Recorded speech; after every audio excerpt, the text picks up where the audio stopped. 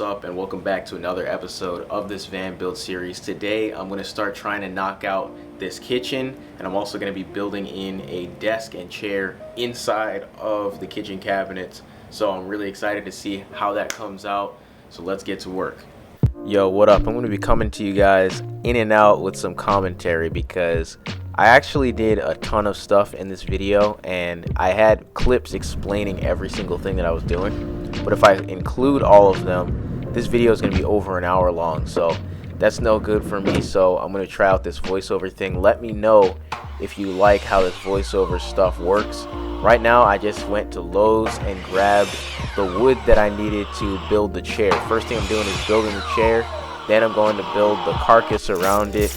And that's how I'm going about trying to fit this chair inside the kitchen. So I'm building the whole thing out of solid poplar 1x3s. I think they're 1x3s, maybe 1x4s. I don't know, I don't remember. And then I use pocket screws to connect everything, and it all went together pretty easy with these 90-degree angles. These are not the boards I'm going to use for the seat part, but I'm just laying these on here just to feel how this is. Up next, you're going to see me cutting and staining the wood that I use for the seat portion of this chair. And I also ended up using this as the cabinet doors as well. This stuff is called edge glued panels, I'm pretty sure. And basically what it is just a bunch of scrap pine that they put together in a factory. And it ends up looking pretty cool, especially when you stain it. So here I'm staining it in this walnut type color, and then it comes out pretty well. Then I went ahead and painted the rest of the chair with this dark gray paint. It looks blue to me. Hey, tell me what color you guys think this is. It says gray on the can, but when I paint it, it looks blue to me. I don't know if I'm colorblind or there's something wrong with my eyes or something, but I'm painting this thing in this blue, gray, whatever color this is, which is the same color as everything else that I painted inside the van. And then I went ahead and covered the seat with this wipe-on polyurethane. Got to make sure you protect that wood right there. This front face is actually going to be a face frame for the cabinets. So now I'm going to build the boxes. There's going to be a box here and a box here, and then I'm going to put drawer slides inside of them to make this look like a drawer cabinet.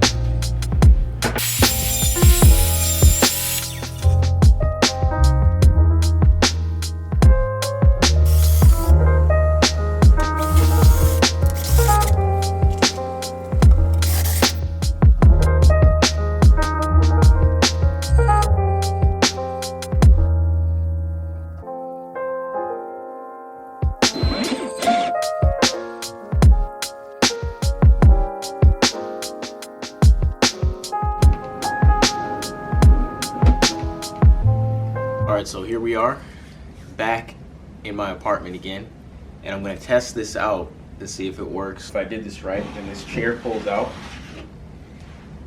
and then you sit down and you have a desk. Then it's really easy to put back. Just slide that back in and then take the chair and just put it back in there. I pretty much say this every day, but that was the coolest thing I've ever made. Alright, so as you can see, I've got this whole thing finally set up the way it's supposed to be laid out. I've basically just separated it into 3 different sections. I've got the sink section here, then over here we've got the drawer section that has the chair and the desk in it, and then over there that is the cooking section. So now that I've basically got the whole skeleton set up, what I'm going to do now is come through and make all the trim pieces. I'm going to be using some solid poplar boards.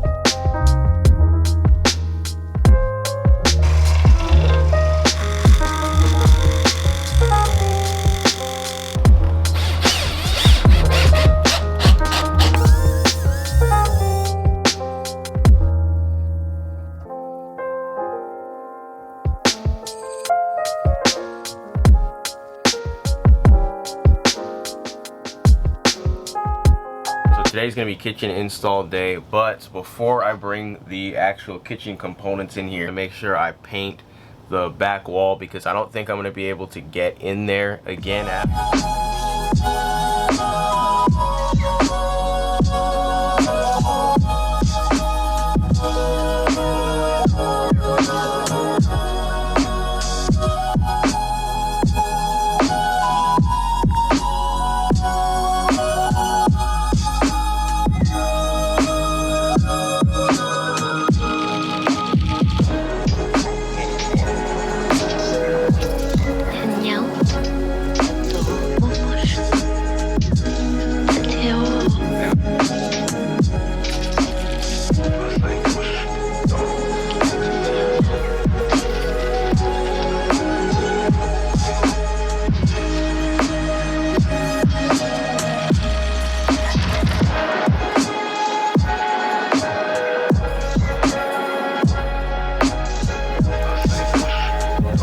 This is where I'm at with the kitchen. As you can see, I've already installed the stove and oven combo that I've got right here. Here we got this deep drawer, and then this section is where the desk is, as well as your regular kitchen storage type drawers. And as you already know, this part in the middle right here slides out.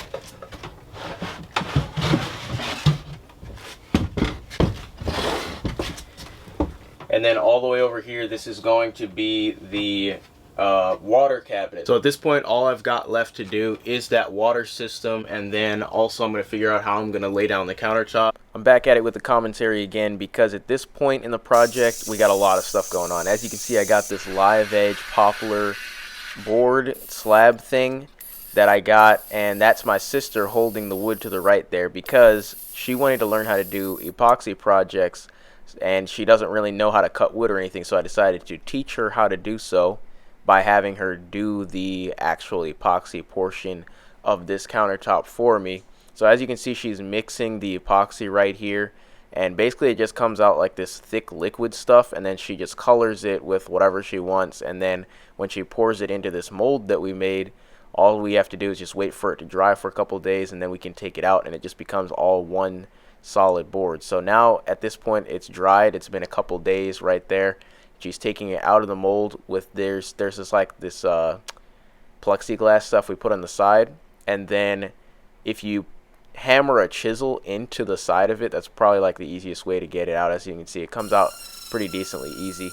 Then I'm in here sanding and planing this thing. I didn't record all that because it's just the same thing over and over again. Then after that, I had her cover the top of these boards with more epoxy. So as you can see, it came out super glossy and it's all waterproof and perfect for a kitchen.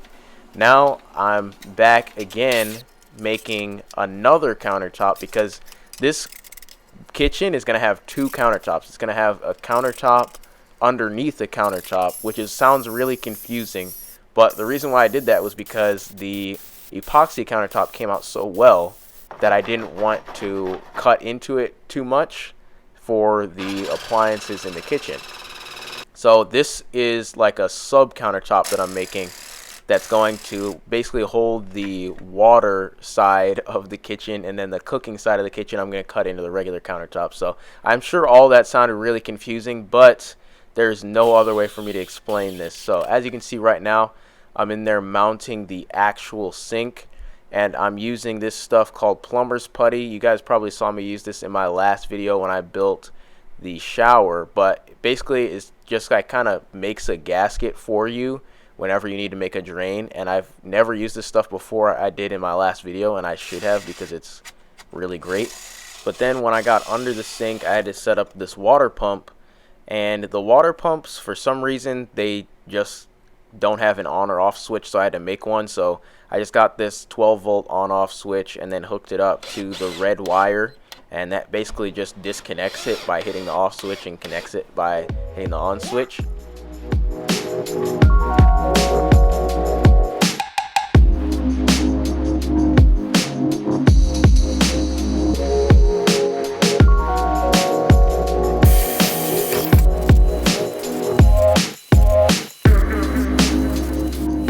Now what I'm doing is inserting this faucet into the sub countertop, and I'm connecting the water pump up to this water jug. Why did I use this water jug here? Because it's really easy to get these anywhere.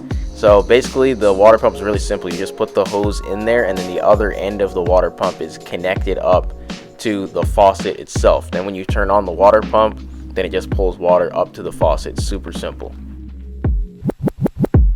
This is the end of side 1 of this record. Please now, turn it over for the second side. The second side.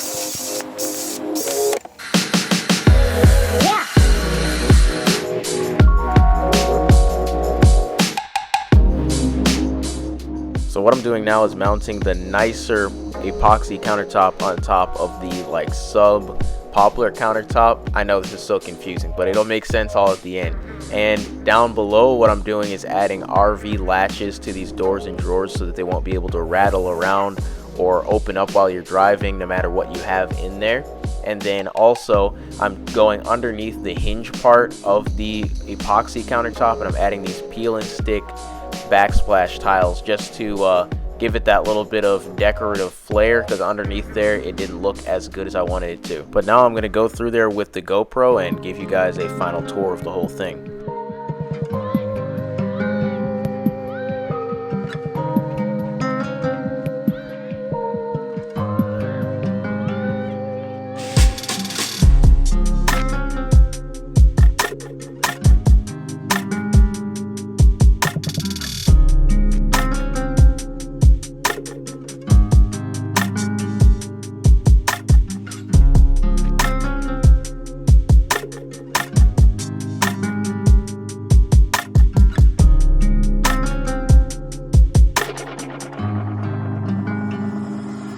So I'm finally finished with the kitchen. Let me give you guys a full tour of this entire thing. First things first, let's start with the top. We've got this live edge poplar epoxy river countertop that I asked my sister to make for me, and she ended up doing a great job with this. I'm really impressed with how this came out. I decided to split this countertop up into sections, into a sink side and a cooking side. I installed a swiveling faucet on this sink so that it could get out of the way of the countertop moving when you need to get into that sink area. And then when it's down, it goes ahead and covers this entire area up, so you have this entire space as prep space. Down below you can actually see how I've installed this system. Under here we've got a water pump, a gray water tank, and a fresh water tank. As I've explained before, I usually set these up in a really simple way, so I'm going to link in the top right corner of this video the in-depth version of how I made this, but I've done the same exact system 3 different times now, so go ahead and check that out if you're interested in knowing exactly how I did this. Up next, we've got my favorite section of the kitchen area, which happens to be the drawer section that has a hidden chair and desk on the inside. Check this out. Down here you can see that this just looks like a regular section with drawers that you find in most kitchens. I've used full extension drawer slides on all of these drawers, and I've also locked them in with these RV locks so that you can't just open them without any force. These are the hooks right here. They hook right in there, so that way they won't rattle around or move or open up while you're driving or anything like that. But the interesting part about this is the fact that this face frame is actually a chair. If you grab this section down here, you can slide it right out.